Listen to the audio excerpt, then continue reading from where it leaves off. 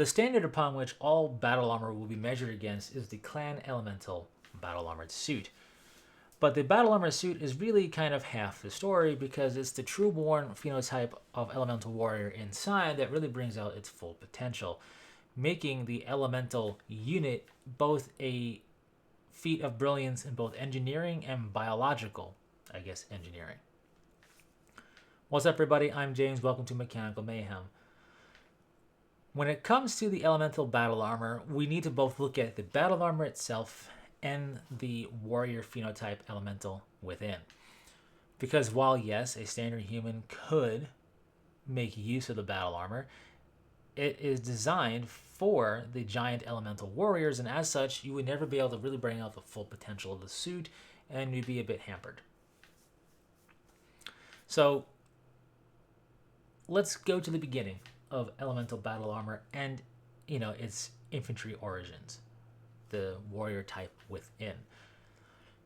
It's important to note that 2854, I believe, is the year. Yes, the 2854 is the year, I had to double check myself there, of the OmniMech being produced for the first time. Why do I say that? Well, 2868, 14 years later, basically, we have the elemental armor coming into being and being showcased for the first time in a trial against Novacats. And then I believe that same year it would go into a trial against Clan Hell's Horses. And it's against Hell's Horses that we get the true amalgamation of tech and warrior together. You see, Hell's Horses is known by this time and up to this point for its enhanced engineered infantry, genetically enhanced, genetically engineered infantry forces. And they would fight against Clan Wolf, who produced the elemental battle armor, and both sides would basically come away with what they needed at the end of the day.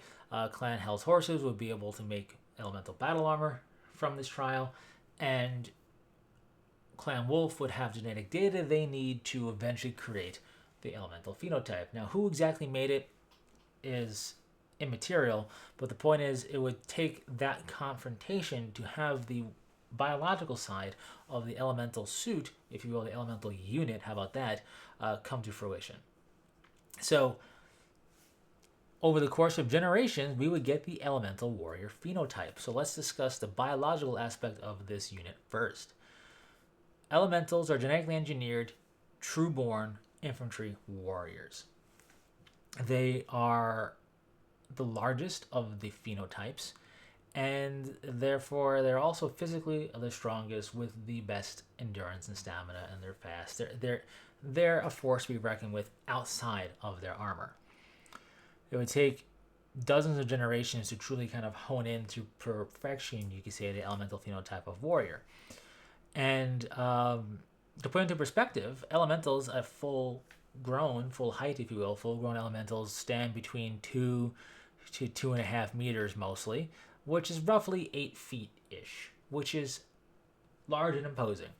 It is this stature that would be imposing and impressive enough at peak physical capability that is pushed even further beyond genetically, as well as they are disproportionately muscled in comparison to something else of that side, if there was a comparison, and definitely in comparison to standard infantry. They're not comically disproportionate, they're not like an ultra super saiyan or anything like that, but they are disproportionately muscular. Very noticeably large in charge. They got their swole on, right? For sure. Now, with that said, they fulfill great roles as security personnel, shock troops, and the like, but they are what is utilizing the elemental battle armor. Now, to think they're just all muscle and no brains would be a lethal misrepresentation and a lethal assumption on your part, because they are skilled warriors and tacticians. They are not dim-witted, they are not slow, they are not foolish, they are strong, they are capable, they have endurance that will outlast anybody as well, and they are not only bred for battle but trained from birth. They are true-born warriors, none of which are simpletons at all.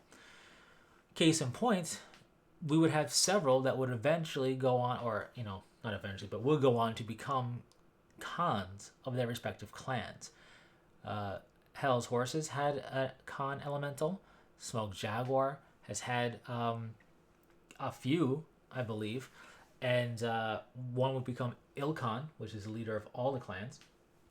So you have yourself the ability for elementals to reach impressive feats of political power and leadership role.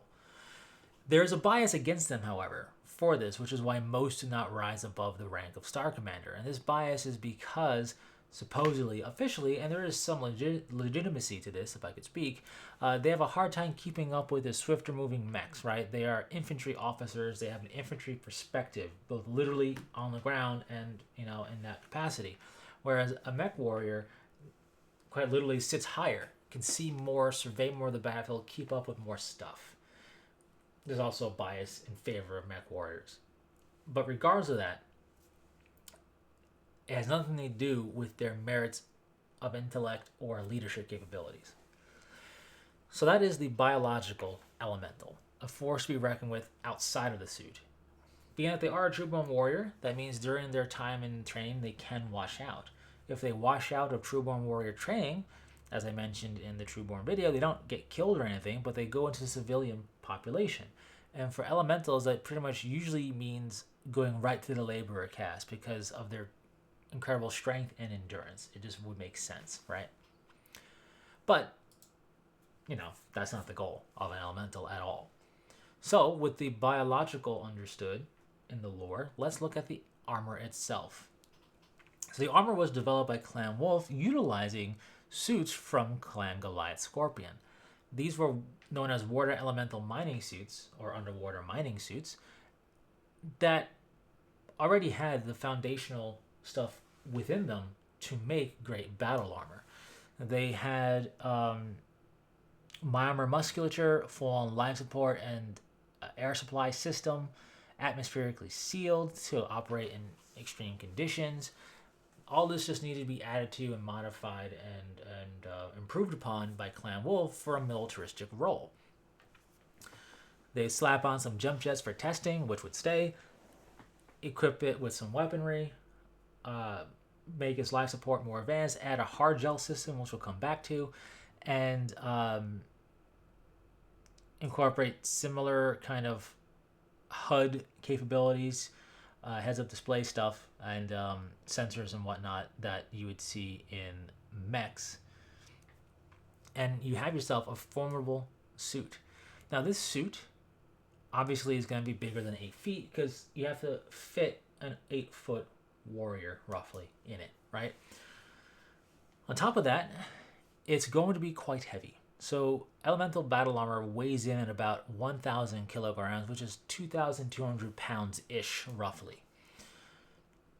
What's funny about this is that a quarter of it, so 250 kilograms basically, which is 550-ish pounds, is devoted entirely to armor.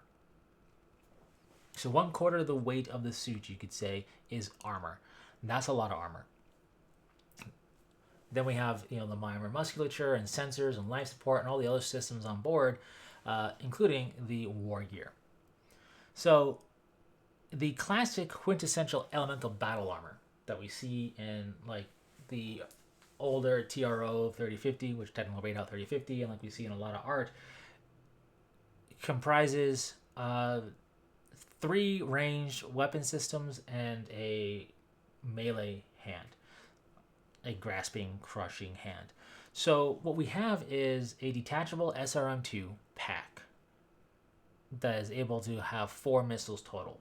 So it can do 2 volleys before you would disconnect it for a little bit better mobility. Then it incorporates 1 modular weapon mount and 1 anti-personnel weapon mount. Classically, this has been a small laser and then a machine gun. The machine gun being underslung underneath the manipulator grasping hand. There are other options here. We're just going to stick with that for ease. That's kind of the quintessential one that we saw classically. So they do have other options, however, depending upon the mission at hand. They also have that strong manipulative claw, as it's kind of known. Um, this claw is definitely strong and impressive. It's not something you want to shake hands with, put it to you that way. A battle claw, as it were, more or less. This thing is capable of generating 30 kilograms force per square centimeter. What that means, in a much more impressive sounding way, is 426 ish pounds per square inch of pressure. That's a lot. That's a good amount of pressure to put per square inch. It's going to crush things. It's going to allow it to grab onto things and keep hold of it. So definitely don't let it grab you, right?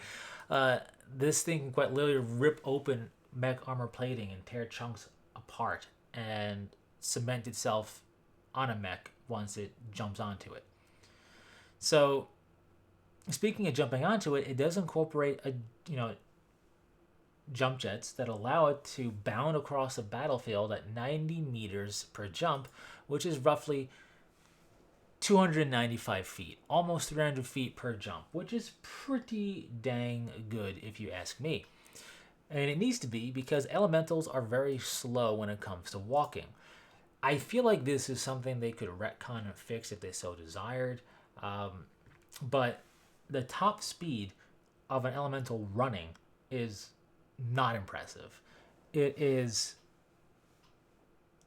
10.8 kilometers an hour, which is 6.5-ish miles per hour, which is basically on the higher end of the average jogging speed for a person who is fit enough to jog, not even like a triathlete or anything like that.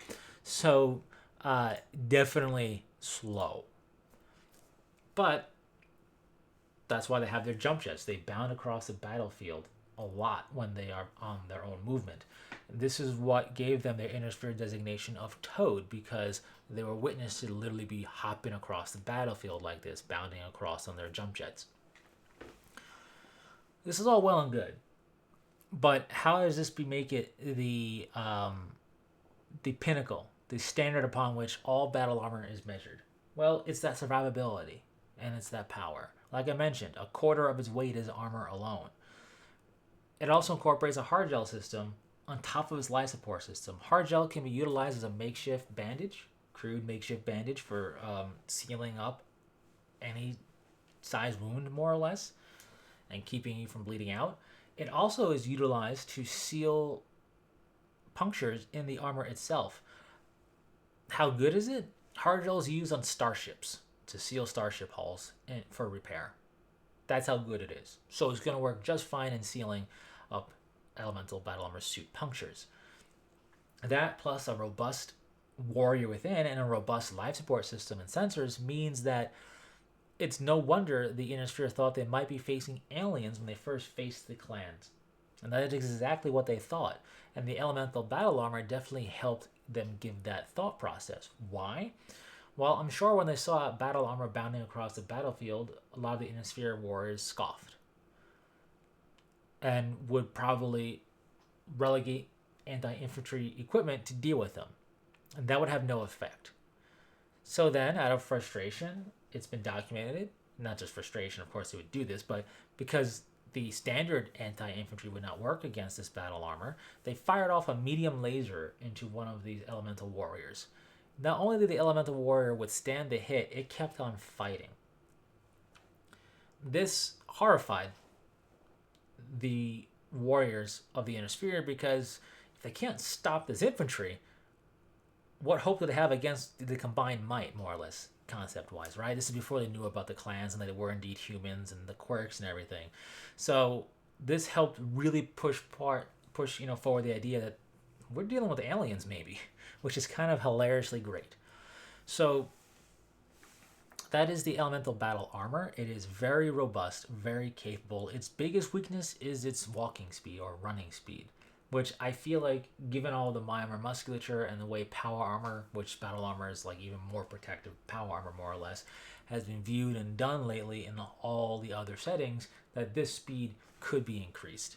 if not like all the time, for short bursts and then a jump as well. But even without that, the jumps alone allow elemental battle armor to bound across the battlefield. They don't have to jump up high; they can just dart directly forward with it too, right? So speed is there through the use of the suit. This complete package allows them to bound and claw their way onto enemy mechs and either rip apart armor and then keep bounding, or stick close and just fire their equipment right in point blank to very specific areas of the mech. Weak points you wouldn't really worry about because you wouldn't have a mech climbing on top of you like this to hit it. One example that they could always try and do, and it is the easiest way for elementals to deal with mechs, is that they will bound across a mech, climb over it, get to the cockpit, and fire point blank into the cockpit / break it apart with their battle claw and fire. The machine gun is underslung underneath the battle claw, so all they need to do is pierce the cockpit with the claw and then fire, and you can imagine the devastating results. So that is Clan Elemental Battle Armor. Truly devastating stuff, easily capable of dealing with other battle armor and standard infantry and vehicles. In fact, there was a case of battle in which an elemental group completely decimated like an entire vehicle column of the inner sphere, as well as supporting infantry with only losing one elemental. Like, it is a very powerful piece of equipment, as well as a warrior within. So that is a basic breakdown of the elemental battle armor. The standard, there will be variants of the suit and elemental 2 and elemental 3 battle armored suits. We're just looking at this the OG, if you will, in its classic configuration of small laser machine gun and SRM 2-pack with the battle claw, able to bound across the battlefield on its jump jets, ride in battle on top of mechs like a chariot, which is fantastic, and wreak havoc to infantry and mechs alike. Ideal for headhunter situations to take out enemy command, as well as bringing down full-blown battle mechs. So I have a follow-up video to this to kind of end this one here, in which I want to go over just purely spitballing and nerding out and kind of giving just an idea and a plan for what I think could really work. And that is an elemental themed video game. If there's one thing that I've noticed in kind of popular video games, whether it's first person shooters, third person stuff and whatnot, is that part of what really drives a lot of this, aside of being fun gameplay and whatnot, is a relatability-ness and nitty-grittiness of being the infantry, boots on the ground, in power armor or whatever else with fantastic abilities. And while you do get that point of view style, if you will, as Mech Warrior in the Mech Warrior games, there's a difference and a little bit of a disconnect between sitting stories above the battlefield in your cockpit blasting away to being down boots on the ground. And I think elementals could really bring something to the table to generate buzz for the setting in a way that really hasn't happened yet throughout the decade of the setting existing. So that'll be a follow-up video to this one, which is why I wanted to kind of talk about it here now real quick. In any case, what are your thoughts on the elemental battle armor? Let me know in the comments. And until next time, take care.